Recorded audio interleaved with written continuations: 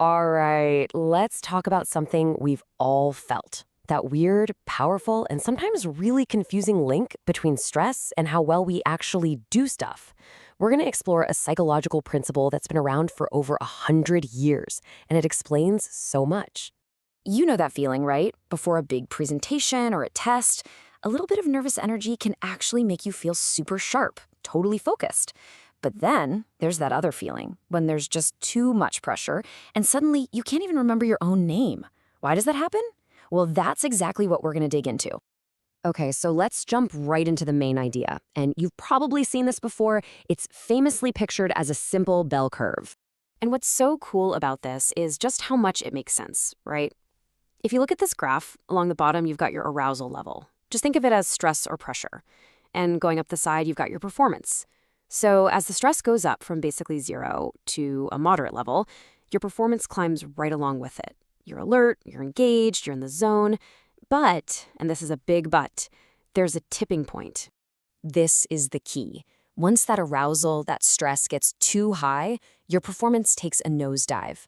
That perfect spot right at the peak of the curve, that's the sweet spot. But here's the thing, and this is where it gets really interesting. That's not the whole story. Not even close. All right, now we get to the really critical part, the big nuance. It all comes down to the difference between simple tasks and difficult tasks. This is where this whole idea becomes super practical, because the kind of thing you're doing, it changes everything. So think about it. Is our performance really this one perfect bell curve for absolutely everything we do? I mean, is it the same for running a marathon as it is for, say, performing brain surgery? Well, the guys who first came up with this found that the answer was a huge nope. And this right here, this visual, shows the real genius of this law. Just look at the two curves. That dotted line, that's for a simple task. See how more and more arousal just keeps making performance better? But now look at the solid line. That's a difficult task. The story is completely different. The perfect amount of stress is way lower, and if you go past it, man, your performance just falls off a cliff. So what does that mean for you and me?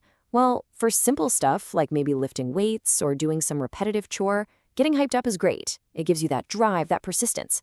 But for something complex, something that takes a ton of brain power, like, I don't know, debugging a line of code or writing a complex report, you need a lower level of arousal to stay focused. Too much stress in that situation, and your brain just kind of short circuits. To really get this, we've got to go back, way back, to the very beginning. And believe it or not, it's a pretty surprising story that involves some mice. Okay, picture this. The year is 1908. Two psychologists, Robert Yerkes and John Dodson, published this little study.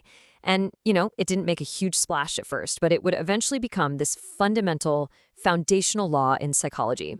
And get this is some of the original data. What they did was they had these mice learn to pick between a black box and a white box. To give them a little motivation, they'd get a small electric shock if they chose the wrong one. So the arousal here was literally the strength of the shock. And what did they find? For an easy task, stronger shocks actually made the mice learn faster. But when they made the task harder, the mice learned faster with weaker shocks.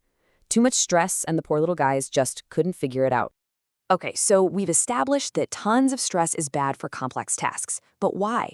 Why does our brain do that? Well, modern science actually gives us a really clear window into what's going on up there. Basically, when you get way too stressed out, your brain's toolkit just starts to fall apart. Your attention gets super narrow, scientists call it tunnel vision, your short-term memory gets all foggy, and your ability to think creatively or solve new problems, that just plummets. This is literally the biology of choking under pressure. And the main culprits behind this whole mental breakdown? They're hormones flooding your brain. Specifically, a type of stress hormone called glucocorticoids. And what's so amazing is that modern science confirms this perfectly. This quote right here from a big review paper in 2007 shows that our own biology follows that exact same curve. Our memory performance lines up in that same upside-down U shape when you compare it to our stress hormone levels.